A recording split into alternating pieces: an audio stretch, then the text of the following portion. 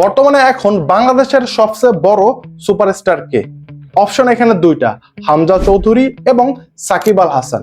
So আপনার উত্তরটা কি অবশ্যই কমেন্টে জানাবেন। আর ভাই যদি না পারেন তাহলে আপনার বাসায় যদি 2 বছরের ছেলে মেয়ে থাকে তাদেরকে জিজ্ঞেস করবেন, তারা নাকি আপনাকে উত্তর দিয়ে দেবে। সো কি আর বলবো, এমনটা অযৌক্তিক কোশ্চেন মানুষ কেনই বা করে এবং এটার উত্তরই বা কেন বড় বড় টিভি চ্যানেল, বড় বড় নিউজ মিডিয়া উত্তরটা দিয়ে এরকম একটা কন্ট্রোভার্সি তৈরি করে, সেটাকে আমরা কিন্তু অনেকটা ভিউ ব্যবসা বলতে পারি।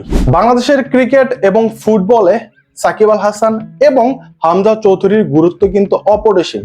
আমরা এই দুই সেক্টরে কাউকে কিন্তু কোনোভাবেই ছোট করতে পারবো না এবং এই দুই সেক্টরের দুই মানুষকে কোনোভাবেই কিন্তু তুলনা করা সম্ভব না। আপনি কখনোই কিন্তু এরকম অযৌক্তিক তুলনা করতে পারেন না যে হামজা চৌধুরী বা সাকিব আল হাসানের মধ্যে বর্তমানে বাংলাদেশের সবচেয়ে বড় সুপারস্টার কে। প্রশ্নটাই কিন্তু অবান্তর।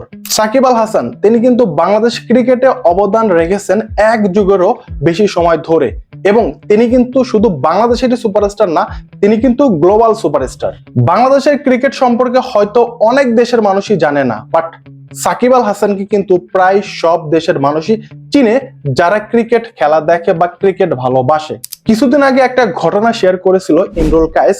যখন তিনি ইউএসএ গিয়ে বিভিন্ন লিগ খেলতেন, তখন বাংলাদেশের ক্রিকেট বলতে সেখানকার মানুষজন শুধুমাত্র সাকিব আল হাসানকে চিনত। তাহলে বুঝতে পারছেন, তিনি কিন্তু শুধু বাংলাদেশের সুপারস্টার না, তিনি গ্লোবাল সুপারস্টার। আপনি মানেন আর না মানেন, একজন ক্রিকেটার সাকিব আল হাসান বাংলাদেশের গর্ব।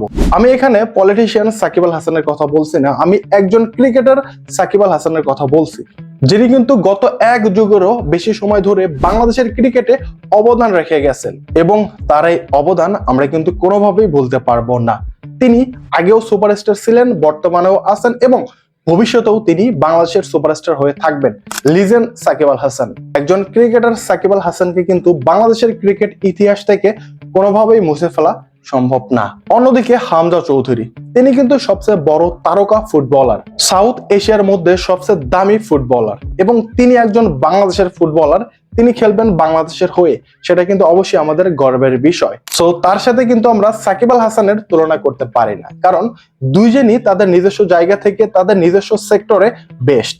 সো এরকম অযৌক্তিক এবং অবান্তর প্রশ্ন নিয়ে এরকম কন্ট্রোভার্সি হওয়া উচিত না এবং এইটার পিছনে আপনারা সময় নষ্ট না করে আপনারা ফোকাসে রাখেন হামজা চৌধুরীর আগামী ফুটবল ভবিষ্যৎ নিয়ে, বাংলাদেশের ফুটবল ভবিষ্যৎ নিয়ে। আর ভিডিও শেষে আরো একটা কথা বলতে চাই, সাকিব আল হাসানকে কিন্তু আপনি আমি সবাই চিনি, এমনকি আপনার বাসায় যদি 5 থেকে 6 বছরের শিশু থেকে থাকে, তিনিও কিন্তু অনায়াসেই সাকিব আল হাসানের নাম জেনে থাকবেন। এমনকি যারা ক্রিকেট খেলা দেখে না, আপনারা আপনাদের বাড়ির মহিলাদের জিজ্ঞেস করতে পারেন, তাদের মধ্যে কিন্তু অনেকেই সাকিব আল হাসানের নাম বলে দেবে, বাট হামজা চৌধুরীকে কিন্তু তারা চিনে না।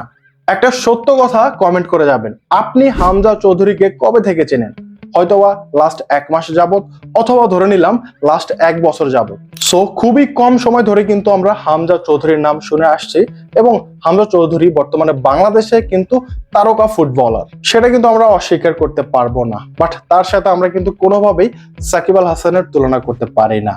আশা করি সবাই বুঝতে পারছেন। আর যারা বোঝেননি, আমি বলবো দয়া করে ভিডিওটা আবার শুরু থেকে শেষ পর্যন্ত দেখুন, তারপর আপনারা আপনাদের নিজস্ব মন্তব্য কমেন্টে বলে দিতে পারেন। আর আপনার কি মনে হয় বর্তমানে বাংলাদেশের সবচেয়ে বড় সুপারস্টার কে? আর এই প্রশ্নটা কি আসলেই যুক্তিসম্পন্ন? কমেন্ট করে জানাবেন। ভিডিও পর্যন্তই। আর ভিডিও ভালো লাগলে চাইলে আপনারা আমাদের চ্যানেলটি সাবস্ক্রাইব করে সঙ্গেই থাকতে পারেন। ধন্যবাদ।